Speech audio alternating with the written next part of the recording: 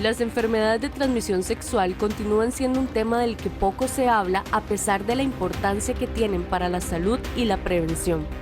Les preguntamos a algunas mujeres si consideran importante que las parejas se realicen este tipo de exámenes. Claro, sí, porque es confianza en la pareja por aquí. Hoy en Los Doctores. Las enfermedades de transmisión sexual continúan siendo un importante problema de salud pública. Me parece muy importante porque así, digamos, los dos estamos seguros de no contagiarnos y de tener buena salud ambos, ¿verdad? La desinformación, la falta de prevención y el temor a realizarse una prueba siguen siendo factores que aumentan el riesgo de enfermedades que pueden ser mortales. Ya no estamos en los tiempos de antes, donde todo eso era un tabú. Entonces es muy importante que las parejas se realicen esos exámenes. Conozca cuáles son las enfermedades con mayor aumento en Costa Rica y cómo muchas parejas son víctimas de ellas sin tener la menor sospecha. Quédese con nosotros en la cita médica de Hoy en Los Doctores con Susana Peña. Hola, ¿cómo están? Muy buenos días. Mi nombre es Susana Peña. Un gusto saludarlos este miércoles 22 de julio aquí en Los Doctores con un tema que ya usted vio. Un tema, enfermedades que son prevenibles, pero que pocas veces se ponen sobre la mesa y por eso ha habido un aumento alarmante aquí en nuestro país. Pues hoy, aquí en Los Doctores, ese es el tema que vamos a poner sobre la mesa y quiero que vean con quiénes. Los invitados que engalanan nuestro programa el día de hoy, bienvenidos a todos, se los voy a presentar. Tenemos a la doctora Marcela Arce, quien es psicóloga especialista en terapia de pareja. Bienvenida. Muchísimas gracias por la invitación. También a nuestra compañera Victoria Fuentes, quien es locutora acá en Teletica. ¿Todo bien por la mañana? Todo bien por la mañana. Un temazo, Susi, que todos debemos manejar y tratar, y qué bueno que hayan estos espacios para conversar con libertad. Tenemos al doctor Carlos Araya, quien es médico internista y también el secretario del Colegio de Médicos y Cirujanos de Costa Rica. Doctor, qué gusto que esté con nosotros. Muy amable por la invitación, encantado de estar por acá. Les decía ahora que el tema de las enfermedades de transmisión sexual se habla poco. Se habla poco y por eso tenemos ese aumento, ese boom que hay el día de hoy, doctor. Esto es un tema muy interesante porque acarrea un gran estigma. Entonces la gente no acostumbra, pues gracias a esto, a consultar o exponer sus inquietudes con respecto a este tipo de infecciones. Y es tan preocupante porque es un problema de salud pública. En los últimos años, los incrementos que tenemos de las notificaciones de casos de enfermedad de transmisión sexual son alarmantes. Por ejemplo, para la sífilis hay un aumento del 25% en un año en los últimos 2 años en la declaración de casos. Esto es muchísimo para cualquier padecimiento. Y si fuera para otro tipo de enfermedades, pues el incremento viene dándose de una forma sostenida, principalmente involucrando poblaciones muy sensibles que están en una etapa muy delicada de su vida, porque la mayor incidencia ocurre en personas jóvenes entre 15 y 40 años. En primer lugar, tienen 2 circunstancias especiales. Algunas enfermedades pueden ser muy serias y otras pues pueden acarrear mucho estigma que limitan también la adecuada integración de esas personas a la sociedad o dentro de la gran masa económicamente activa del país. Vamos a hablar de esa parte médica, pero también de la parte de la pareja, porque a veces uno da por sentado que por estar en una relación estable, eso está totalmente fuera de su radar, ¿verdad, doctora? No sé si esto en las terapias que usted da se habla. Bueno, si lo vemos desde 2 perspectivas, no solamente en una relación estable, sino también en una relación casual, en donde simplemente tenemos a un compañero o una compañera que nos vinculamos solamente sexualmente.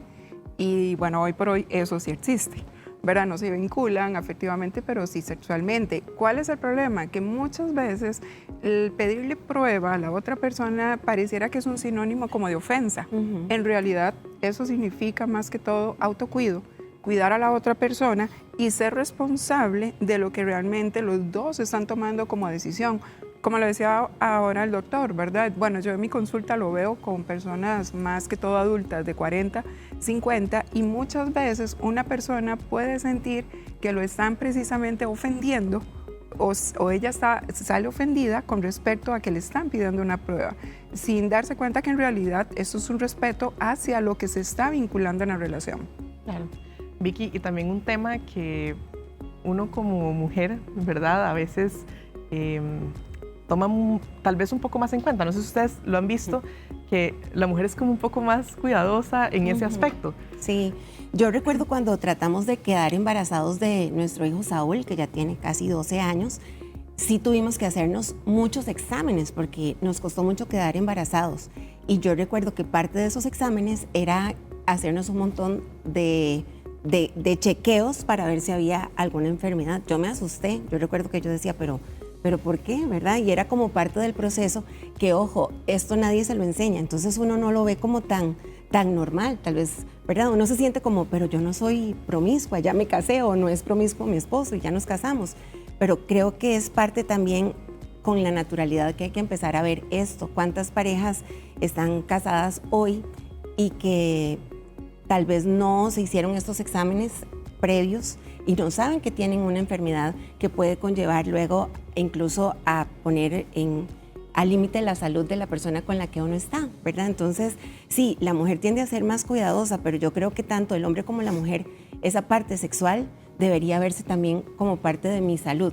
Yo recuerdo cuando estaba en el cole que a mí me dijeron que la persona con la que uno llega a tener relaciones, ¿verdad? Y ahora con tanta apertura que hay de solo tener esos encuentros sexuales, es acostarse con todas las personas que han estado ahí, ¿verdad? Entonces, el cuidado debe ser mayor por parte de los dos. Los invito para que haga sus consultas aquí en Los Doctores. En pantalla aparecerán los números. Si nos quiere llamar al estudio, nos puede llamar, pero también si nos quiere escribir por medio del WhatsApp 64 77 77 78 para que nos mande sus consultas y nosotros las podamos abordar en esta mesa. 2290 62 47 el número para que nos llame aquí al estudio. Doctor, las enfermedades de transmisión sexual más comunes en Costa Rica. Uno puede ubicarla dentro de 4 específicamente. Podría variar un poco por género, pero en general uno puede establecer que las más comunes van a ser sífilis, gonorrea, infecciones por clamidia, virus de papiloma humano, que aquí hay una excelente noticia que dar porque ya estamos empezando a ver los efectos beneficiosos de la vacunación por el virus de papiloma humano, y eso hace que la descripción o el reporte de infecciones por esto ya se está empezando a ver una tendencia a la disminución, y con mucha preocupación siempre tener en cuenta el VIH. Puede variar un poquito por género. Por ejemplo, los hombres son más frecuentes las infecciones por gonorrea y sífilis, y en las mujeres, por ejemplo, el herpes genital puede ser un poco más frecuente en la consulta. Pero en general por ahí anda la casuística o los pacientes que consultan por este tipo de enfermedades. El tema de protegerse, digamos, de usar condón a la hora de tener relaciones sexuales es suficiente para evitar esto, porque, bueno, yo no sé si a ustedes les pasa que a veces uno piensa en protegerse de un embarazo, y es lo primero y lo central, pero pocas veces tal vez tiene como en mente como también me puede proteger de una enfermedad de transmisión sexual. La única estrategia preventiva para evitar la infección o las infecciones de transmisión sexual de casi todas es el condón. Es la única estrategia. Tenemos otras alternativas muy valiosas, por ejemplo, la vacunación para papiloma humano y la vacunación para hepatitis B. Pero si no se usa también adecuados métodos de protección, pues se va a transmitir. Lo que vamos a evitar son las consecuencias a largo plazo. Entonces, claro, el condón tiene que ser cada vez más reforzado dentro de la educación de los pacientes que tengan, sobre todo, contactos casuales. Ahora, ¿cómo se puede abordar desde la parte emocional? Porque ayer que comentaba con algunos amigos que iba a estar aquí, ¿verdad? Uno que está soltero decía, es que si yo le pido, por ejemplo, ¿cómo está su salud sexual a mi pareja o a la chica que estoy conociendo?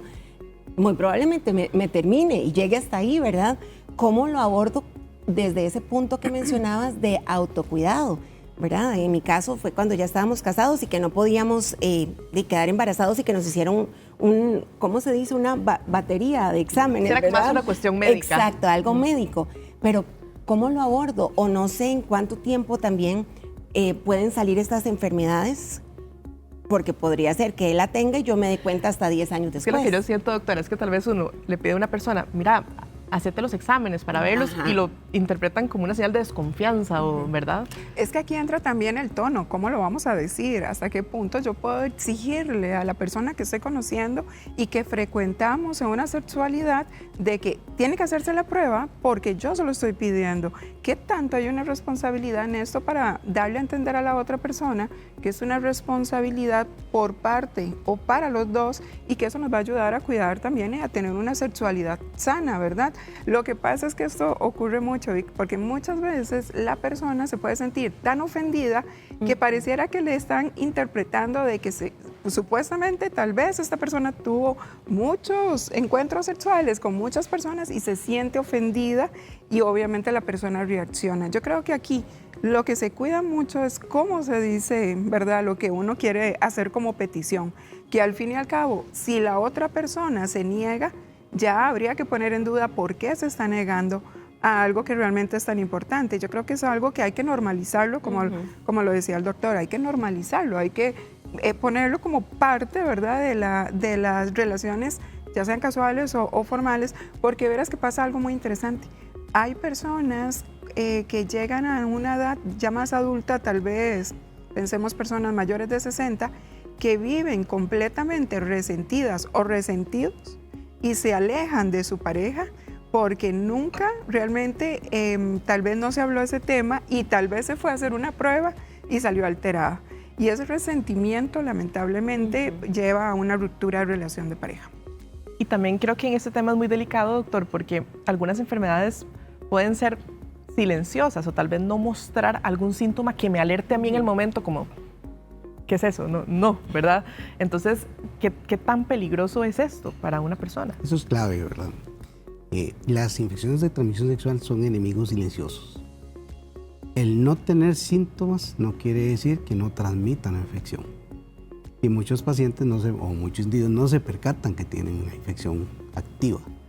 Que a veces esto está nada más manifiesto por secreciones que no parecen ser diferentes a ciertas que usualmente ocurren, digamos, con los ciclos que tienen las mujeres cada mes, ¿verdad? Entonces, cosas como estas pueden generar que la gente entre en un tono de confianza y considere que nunca ha tenido una exposición, pero la única forma de no tener exposición es nunca tener contacto sexual, que eso es muy difícil en la sociedad actual.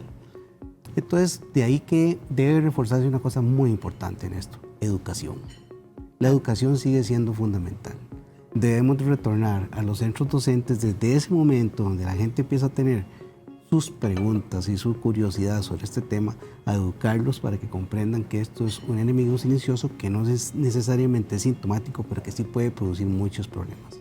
Vamos a empezar a responder las preguntas. Muchas gracias a todos los que ya nos hacen llegar estas consultas. Nos pregunta Judith: me gustaría saber con qué frecuencia una persona sexualmente activa debe realizarse las pruebas de ETS, y si en el caso de pedir dichas pruebas, ¿cuál debería ser la vigencia aceptable para los exámenes? Es variado en dos circunstancias. Muchas van a tener tiempos de incubación distintos y ciertas cuestiones de periodos de ventana. Como son diferentes gérmenes o diferentes organismos que producen las infecciones de transmisión sexual, puede ser virus, bacterias o parásitos, va a depender mucho de las manifestaciones que tenga una persona. Y también va a depender mucho de sus hábitos sexuales. Entonces, debería hacerlo al menos una vez al año, de consultar con su médico, y también si tiene un contacto sexual de que siente alguna sospecha, alguna inseguridad, pues normalizar la situación. Esto hay que irle retirando los estigmas, hay que acudir con su médico tratante o su médico de confianza, o ir a los centros de atención primaria, pues discutir con toda comodidad de esto con los médicos para prevenir consecuencias de las infecciones.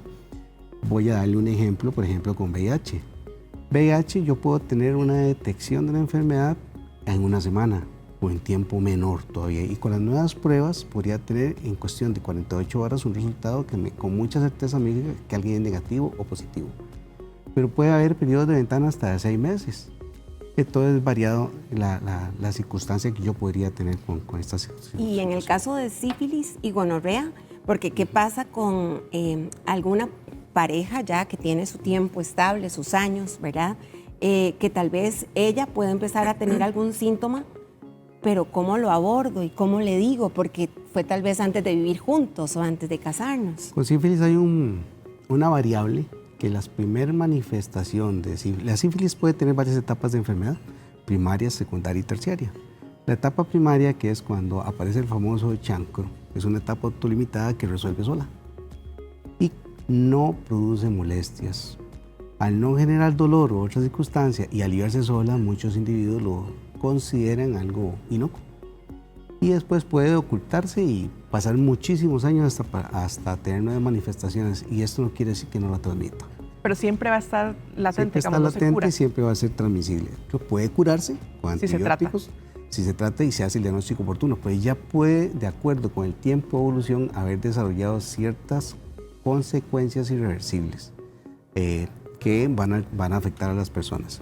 Con gonorrea puede pasar una situación un poquito distinta, porque la descarga uretral, o sea, la secreción a través de la uretra, es muy típica, puede tener cambios sustanciales en olor, color, volumen, y eso pues hacer, o también de ensuciar más la ropa interior, que hace que las pacientes acudan con sí, más que esto no es frecuencia, normal, esto no está no es pasando. normal. Entonces, pero por ejemplo, infecciones por clamidias, muchas veces la secreción es transparente, no produce ninguna molestia significativa, y después la pobre paciente está consultando porque no puede ser mamá. Y es una de las causas, una causa muy importante de infertilidad. El papiloma, que de todo no se puede ver, El papiloma digamos. no se puede ver y si no tiene un hábito de consulta regular con su ginecólogo y no se hace una detección con los papanicolaos, también pues puede ser que al término de muchos años hasta se vea involucrado en un cáncer. Quiero compartirles un caso, tal vez doctor, usted puede ayudar a esta televidente, a doña Katia, quien nos escribe desde Alajuela, y le mandamos un abrazo, gracias por abrir su corazón y contarnos su caso. Dice, hace 3 años tuve mi primer novio, el hombre perfecto, nos íbamos a casar. 2 meses antes de la boda me hice un chequeo porque tenía un sarpullido, tenía papiloma, lo confronté y él mantenía relaciones con un chico, mi mundo se me vino encima y tengo 2 años sola porque ahora me da miedo confiar. Sí, es importantísimo lo que ella dice, porque si lo vemos desde otra perspectiva, ahora lo que decía el doctor de la educación, nosotros le llamamos psicoeducar a las personas para que psicológicamente se preparen a manifestar, ¿verdad?, si es necesario una prueba. Pero aquí hay un punto que muchas veces tal vez no tomamos en cuenta, y es el duelo que vive la persona cuando recibe una noticia en el cual salió algo alterado. Entonces la persona vive un dolor interno, una tristeza, en donde prácticamente en algún momento se bloquea para volver a confiar a alguien más, ¿verdad? Para que alguien llegue a su vida. Si lo vemos desde una perspectiva, ella no solamente está viviendo un duelo con su cuerpo, sino es el duelo de lo que la otra persona, ¿verdad?, en algún momento como impacto recibe ella una noticia. Entonces, ¿qué es lo que sucede en este caso? La parte emocional y psicológica definitivamente hay que ponerle atención, porque si no, esto le puede afectar con cualquier relación que llegue a la vida de ella. Siempre va a existir un margen de desconfianza bastante grande en el cual posiblemente ella sienta que la otra persona en algún momento de nuevo la va a traicionar con respecto a todos estos temas. Ahora, cuando ella tenga una nueva pareja, doctor, siempre tengo que hablar, y esto sería lo ideal, que yo pueda decir las cosas que tuve a nivel sexual como una enfermedad venérea, poder hablarlo con libertad, a pesar de que sigue habiendo tanto tabú. El problema es el estigma, ¿verdad? Uno podría, a través, hasta por medio de la educación, pues ir exponiendo ciertas circunstancias. Hay ciertas patologías que en el calor del momento, si ya están resueltas, si vale están la pena. tratadas, no valdría la pena, porque reflejan una historia y ya está resuelto. Pero hay otras, porque le pongo este ejemplo, el virus de papiloma humano no es solo peligroso para la mujer. El hombre también puede desarrollar enfermedades malignas o cáncer relacionado al papiloma humano. Y se escribe el cáncer de pene o el cáncer laringe. Entonces, no es inocuo. Ahora, muchas personas nunca se percataron de que tenían una infección por papiloma humano. Entonces, tampoco es una cuestión de condenar al compañero porque tenga una infección, o condenar al compañero porque tuvo una infección silente por papiloma humano. Muchas veces la infección por papiloma pues producirá sus verrugas y ahí sí se va a hacer muy evidente, pero muchas veces queda como una lesión localizada en el cuello uterino o en la vía urinaria del individuo y no produce más sintomatología y siguen transmitiéndola. Entonces no es condenatorio y ahí es que la educación tiene que entrar a jugar un papel muy importante en esto. Doctor, y ahora que estamos hablando del papiloma, me gustaría poner en la mesa el tema de la vacunación, porque en el sistema de salud público está disponible únicamente para niños de 9, 10 años, por ahí, pero en las farmacias privadas es de venta libre. En los tiempos de uno eso no existía, ¿verdad? No, Entonces, por ejemplo, yo les voy a contar, yo me hice el esquema de 3 dosis, pero lo hice grande, ¿verdad? Yo fui, me hice los exámenes, el ginecólogo lo recomendó, entonces yo lo hice. Pero a veces pensamos que como ya no tuvimos la oportunidad de niños, ya no podemos usar la vacuna. ¿Hay algún estudio que diga si es eficiente, digamos, el mecanismo de protección ya siendo uno mayor? Una de las cosas más importantes pasó este año. El Reino Unido celebró el primer año sin notificación de casos de cáncer de cervix. Una gran noticia. Sí. Sí. Y aquí estamos muy pronto, probablemente en un tiempo finito, a establecer esto. En salud pública, el mayor beneficio es para niños. Eso no excluye que uno ya con una intención por educación y por la proximidad de la consulta y seguir el consejo médico pueda colocarse la vacuna siempre y cuando pues, reúna ciertos requisitos. Porque si ya tiene una infección crónica de tiempo indeterminado, pues a veces el beneficio de la vacunación no es efectivo, ¿de acuerdo? Entonces lo que se busca es que el paciente o la paciente principalmente, porque también los hombres podrían hacerlo, se hagan los estudios, no tengan o se demuestre que no tengan infección crónica por papiloma humano y pues se vacunen y así prevengan la infección. Sin embargo, yo creo que es bueno el reforzamiento en tema de educación para papás y mamás, porque les cuento que justamente este año yo llevé a mi hijo para que le pusieran la del papiloma porque yo no sabía que en los hombres se podía poner, él tenía que ponerse otra.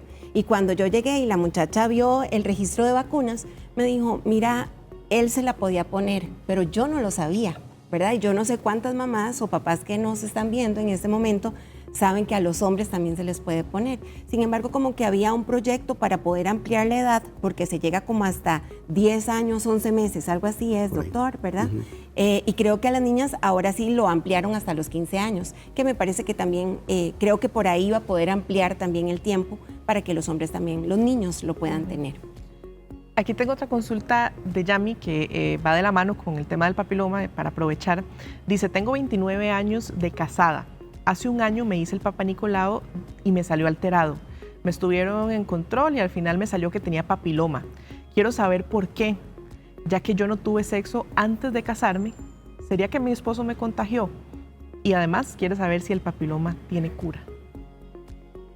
Tiene seguimiento. Con su ginecólogo se pueden establecer diferentes estrategias y de acuerdo con las manifestaciones que tenga puede asumir ciertos tratamientos. Incluso hasta si evoluciona a lesiones premalignas o malignas, pues el retiro del tejido.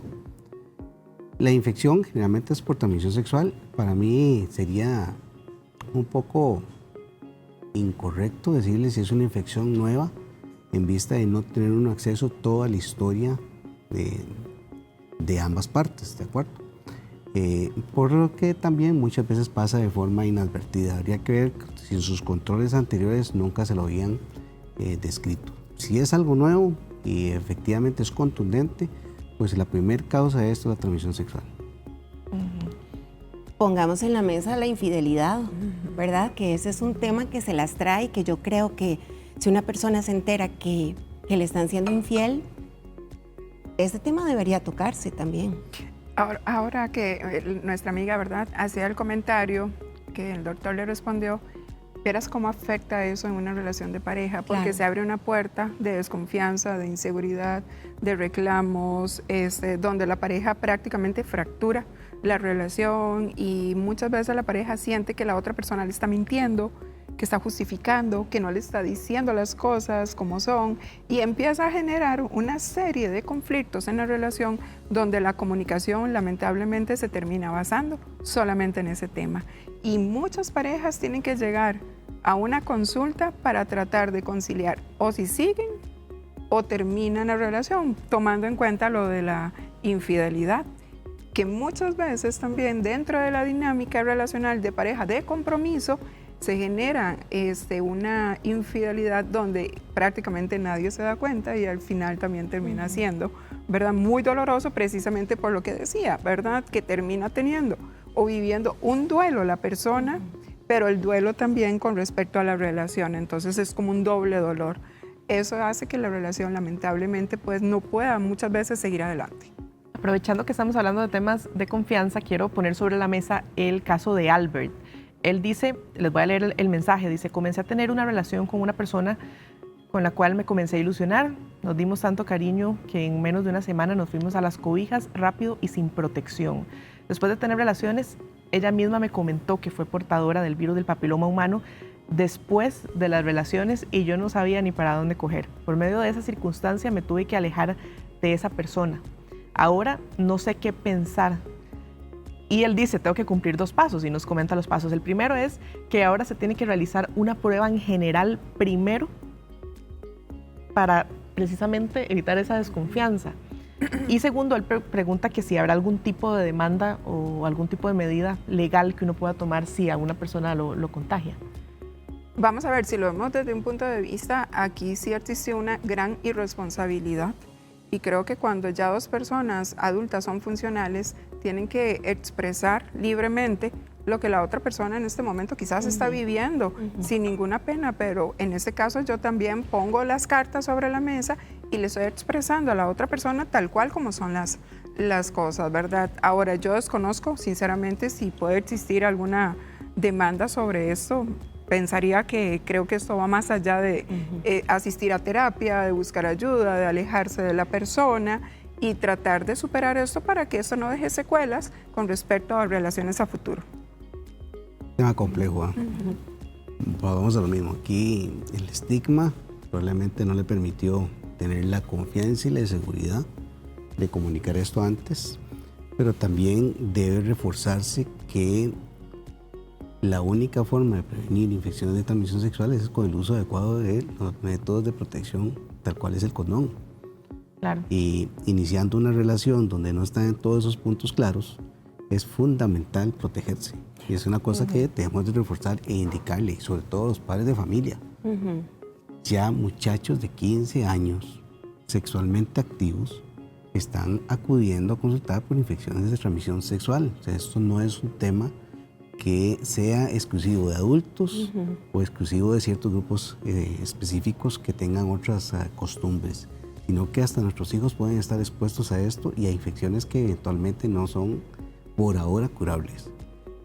Uno con tristeza ve cada vez más en los hospitales jóvenes VIH positivos o luchando contra otro tipo de complicaciones por infecciones de transmisión sexual por falta de educación o por no utilizar adecuadamente métodos de protección. Doctor, con el condón tengo seguridad 100% que no voy a tener ninguna enfermedad de transmisión sexual. En medicina es muy difícil decirlo usted un 100% siempre, porque ahí tiene que ver una adecuada técnica de colocación, etc. Pero sí hay una enorme posibilidad cercana al 100% de evitar infecciones de transmisión sexual. Precisamente nos dice Ana, mi pareja me engañó y él tiene sífilis. A mí no me contagió, ya él ahora está curado, pero siempre se puede pasar. Una vez que esté resuelto o curado, con criterios de curación, ya no hay presencia de la espiroqueta, que es una bacteria ahí, dentro del organismo. Entonces ya la transmisión se detiene. También nos pregunta Kay, si yo tuve relaciones con una persona que tiene VIH ayer y hoy me di cuenta que él lo tiene, ¿hay alguna manera de que pueda eliminarlo? Hay terapias muy efectivas para la prevención de la infección del VIH.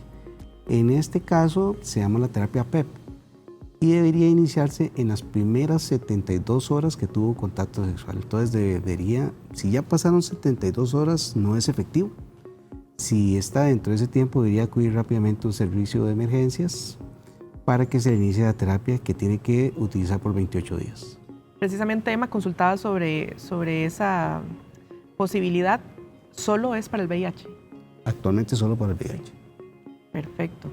Hay un montón de preguntas. Sí, muchas preguntas. Y yo creo que el tema de la sexualidad, como usted lo habla, doctor, tiene que ser tan natural porque es parte también de nuestra integridad como ser humano, de que nos lleva también a sentir el placer y qué bueno poder hacerlo con libertad, ¿verdad? Y teniendo seguridad de autocuidado, de que con la persona que me voy a involucrar está sana, porque al final lo que tenga me lo puede transmitir, me puede terminar enfermando e incluso también acabando con mi vida. Eso sería lo ideal, pero si lo vemos desde una perspectiva más amplia en el sistema familiar, como ahora que nos comentaba lo de tu hijo, es un tema que a veces, como lo decía el doctor, termina siendo un tabú. Hablar de sexualidad es como propiciarle, en algunas familias, es como propiciarle a que tenga la libertad de sexualidad. Entonces no se habla del tema, mucho menos de estas vacunas ni nada por el estilo. Entonces entramos en un encierro emocional en donde se genera como una fragilidad con respecto a la sexualidad que casi que es imposible tocar el tema. Y muchos jóvenes, alrededor de tal vez 15 o un poco más, pues lamentablemente adquieren una enfermedad porque el sistema nunca permitió hablar de enfermedades de transmisión sexual. Prácticamente es como un secreto, ¿verdad? No se puede tocar el tema. No digo que en todas las familias, hay muchas familias muy educadas en este tema, pero lamentablemente la mayoría prefieren no tocar. Incluso a veces ha existido hasta problemas en la parte educativa de que toquen los temas de sexualidad. Es cierto. ¿Verdad? Y yo creo que ahora con tanto acceso que tienen los niños y las niñas y los adolescentes a la tecnología y que por más seguridad que incluso les pongamos, lamentablemente incluso el tema de la pornografía que los busca a los niños a través de sus tabletas, van a estar muy expuestos. Entonces, si nosotros como familia o como papá y mamá no le damos esas herramientas y hablamos con naturalidad, vamos a seguir todavía fomentando el tabú que tenemos hoy. La clave va a ser el siguiente mensaje. Todos tenemos la obligación de ejercer una sexualidad responsable. Claro. Y eso tiene que irse depositando desde edades muy tempranas en la forma de pensar de la gente. Claro.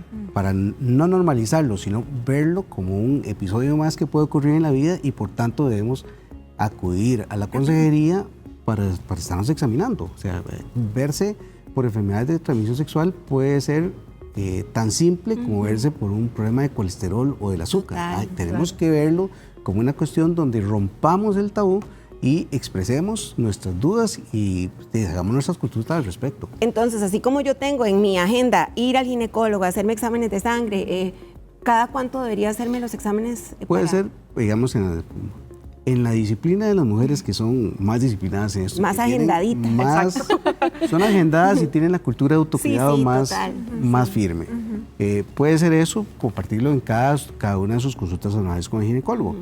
También tenemos el acceso, pues dichosamente, a los servicios de salud pública en el país o con su médico de confianza, siempre que haya un nuevo contacto donde existan dudas. ¿De acuerdo? Si no hay dudas, pues podría ser una vez al año estar pues haciendo sus consultas regulares al respecto de sus chequeos de salud normales. Tenemos una llamada anónima desde Santa Ana. Le damos la bienvenida. Buenos días. Muy buenos días. Un gusto saludarla. Gracias, Linda. Muchas gracias. Cuéntenos. Yo hace prácticamente que 3 años, casi que 3 años, como 2 años y medio, yo empecé con un ardor en la vagina y era un ardor terrible. Me fui pensando que era el mejor de los médicos donde uno que se llama, bueno, ahorita le digo el nombre, en este momento se me fue. Resulta que este señor me tuvo en exámenes de sangre, inyecciones, y cuando yo vi que ya era más de un año y no me daba resultado del tratamiento, me cambié de doctor. Me mandan un examen a que me hicieran un examen de laboratorio y salí que lo que tenía era cáncer. Me hicieron una operación que hasta el día de hoy yo me siento tan dolida con mi esposo que yo no quisiera pero ni verlo. Yo quisiera hacer una consulta con el doctor y con la psicóloga, porque en verdad yo me siento enferma, ya no de la enfermedad en sí, sino del dolor que a mí eso me causó, porque yo siempre supe que él era un hombre de muchas mujeres. Pero yo soy una mujer de 80 y resto de años y entonces uno fue criado en una época en que las mujeres pues nunca hablaban de eso, ni mucho menos enfrentar al esposo por lo que ellos hicieron. Sufrí esa operación que hasta el día de hoy todavía me siento dolida, porque eso es una cosa que no pasa de hoy para mañana. Y si quisiera saber si necesito más exámenes y si necesito todavía terminar de ser sana, porque yo creo que a él le hicieron una esterectomía, eso que quedan dando por el cuerpo, por un huequito en el estómago. Y él, cuando estuvo en ese tratamiento, cuando le hicieron este tratamiento, él tuvo más de año y medio que le mataban bacterias.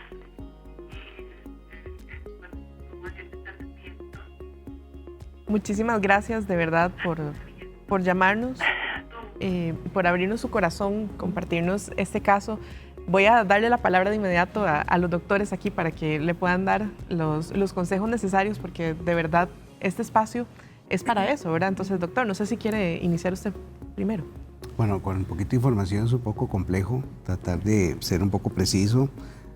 Sospecho que tuvo una infección por virus del papiloma humano, que eso hizo que al tiempo desarrollara una enfermedad maligna del cuello uterino, que es lo usual en relación al virus del papiloma humano, y que tuvo que ser sometida a una histerectomía, y con todo lo que esto implica, de acuerdo con la evolución y la progresión que tuviera la enfermedad en ese momento.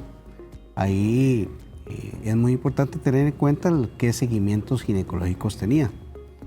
Usualmente habría que tomar en cuenta que arriba de los 70 años ya los seguimientos por Papa Nicolau o otros no se realizan, porque la evolución de una lesión en el cuello uterino para desarrollar un cáncer lleva mucho tiempo. Entonces, probablemente si en ese momento no se ha detectado una infección, pues va a ser muy difícil que vaya a desarrollar la lesión como tal. Ahora, con respecto a lo que le pasó al señor, si tiene ahorita, sospecho que es una colostomía. La colostomía es cuando se hace una cirugía abdominal en el cual se corta un amplio segmento del colon y no se puede conectar nuevamente para que pueda defecar. Entonces, lo que se hace, o lo que el cirujano hace, es sacar el intestino y lo que la gente conoce como la famosa bolsita, para que pueda pues excretar sus heces a través de esa vía alterna. Lo usual, como está abriendo el colon, que es lo usual que se hace con las colostomías, en el colon hay más bacterias que células en el cuerpo, entonces no es infrecuente que ese sea un sitio por medio del cual se generen infecciones a repetición. Y no tiene nada que ver eso con la infección, si fue así, por virus del papiloma humano. Son las 10:39, vamos a hacer una breve pausa y al volver, doctora, usted nos va a decir los consejos para nuestra amiga que nos llamó desde Santana, así que no se despegue de los doctores porque ya regresamos con más.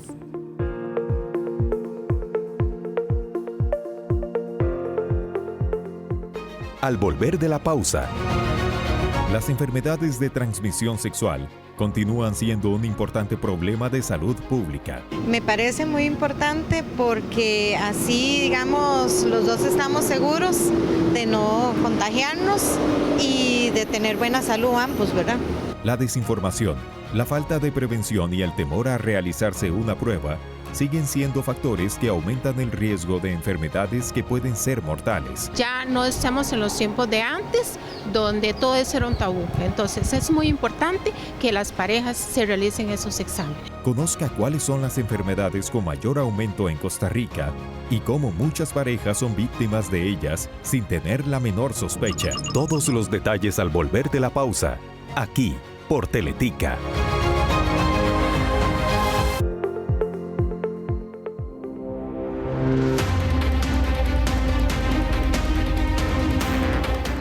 Las enfermedades de transmisión sexual continúan siendo un tema del que poco se habla a pesar de la importancia que tienen para la salud y la prevención. Les preguntamos a algunas mujeres si consideran importante que las parejas se realicen este tipo de exámenes. Claro. Sí, porque es confianza en la pareja, por aquella cosa, por X, por tantos años y de vida y uno no sabe, ¿verdad? Que es bien para cada uno. Me parece muy importante porque así, digamos, los dos estamos seguros de no contagiarnos y de tener buena salud ambos, ¿verdad? Dado a que estamos viendo, bueno, los tiempos que estamos, mucha juventud, estamos viendo con enfermedades de transmisión sexual y quizás como que falta más información para ellos y hacerles ver lo que eso implica en la salud de nuestros jóvenes, y es preocupante realmente ver cómo se están dando esas enfermedades. Entonces, pues yo opino que sí, que se debe realizar eso en la pareja. Sí, es demasiado difícil porque hay unos que no aceptan y otros sí, ¿verdad? Eso es la confianza entre los dos, ¿verdad? Porque para estar bien los dos. Yo digo que sí. Más que, digamos, hay personas que, digamos, bueno, tanto hombres como mujeres, porque antes era más que todos los hombres, pero ahora se está viendo entre ambos que hay mucha infidelidad. Entonces, también tener esa protección, ¿verdad? No sé. Ese es mi parecer. Que ya no estamos en los tiempos de antes, donde todo eso era un tabú. Entonces es muy importante que las parejas se realicen esos exámenes.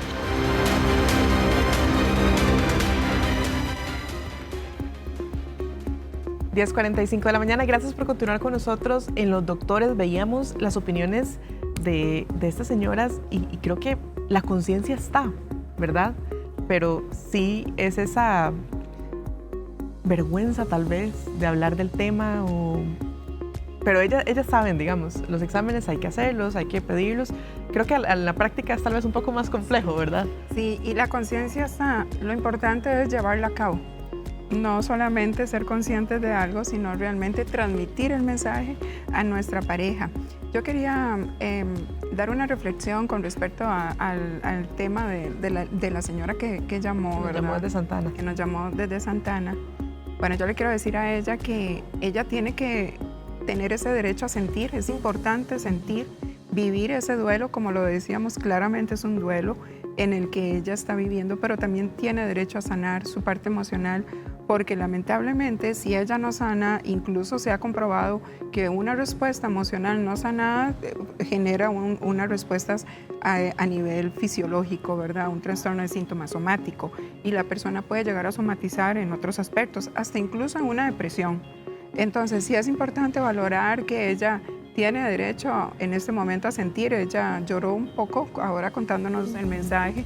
Y bueno, yo creo que si yo estuviera a la par de ella, la abrazo, porque independientemente en este momento ella necesita ese soporte y ese apoyo para no sentirse culpable, porque muchas veces la persona puede generar una culpa: ¿por qué dejé pasar esto?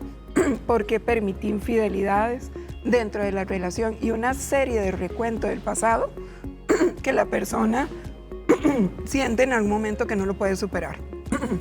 Entonces es importantísimo siempre superar y tratar de hablar aquello que a ella en este momento le está doliendo. El mensaje para la televidente que nos llamó desde Santana, que le agradecemos nuevamente por habernos abierto su corazón y hablado de este tema. Doctora, aquí hay otra pregunta que dice: quiero saber qué tan cierto es que si una persona con VIH tiene su tratamiento y no está activo, ¿qué tan cierto es que no transmite a la pareja? Porque en los exámenes sale negativo.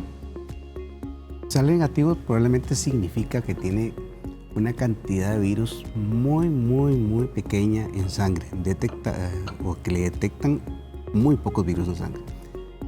Gracias al tratamiento antirretroviral que el país o que se ofrece en el mundo. Si la capacidad o la probabilidad de transmisión es muy baja, no es cero, siempre se recomienda dos cosas. Si la pareja tiene contacto sin protección, siempre que usen la terapia PrEP. Esa es una terapia de antirretrovirales que no es solo el día del contacto sexual, es constante, que debe ser. Y la otra, pues que se utilicen los métodos de barrera como el condón. ¿Qué pasa en este caso que la pareja se esté haciendo exámenes y en este momento ambos se dan cuenta que tienen una enfermedad? ¿Cómo se puede abordar, más allá de lo que mencionaba Marcela, de sentirse culpable?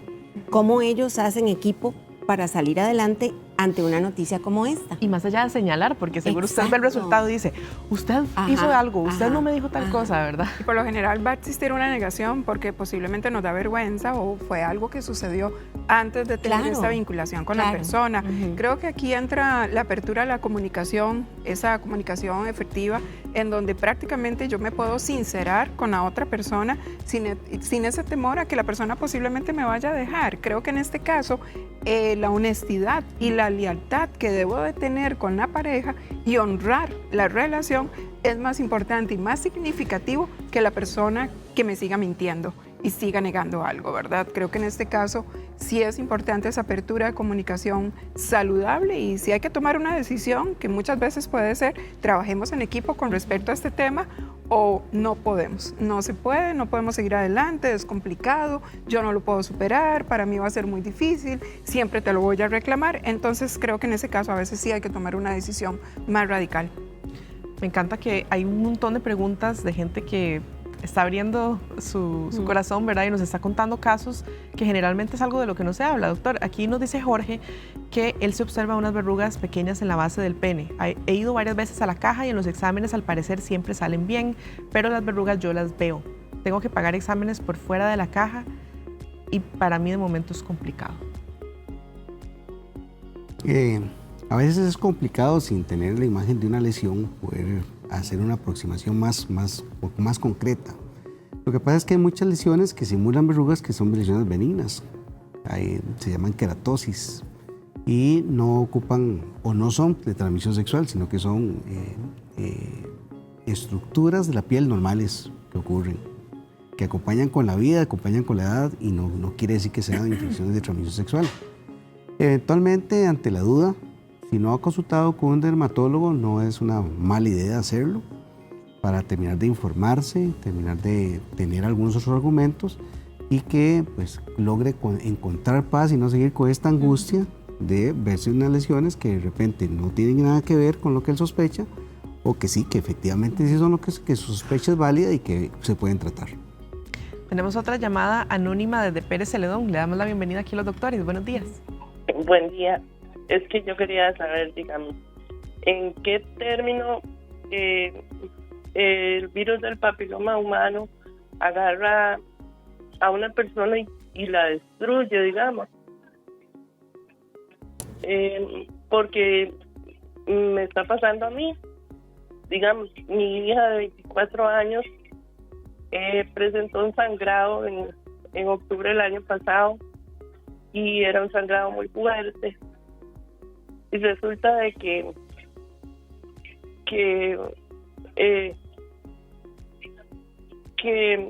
iba a emergencias al hospital de aquí, de Escalante Pradilla, y le decían que no era nada, que eran las hormonas. Y mi hija siempre ha sido muy cuidadosa con sus cosas, digamos.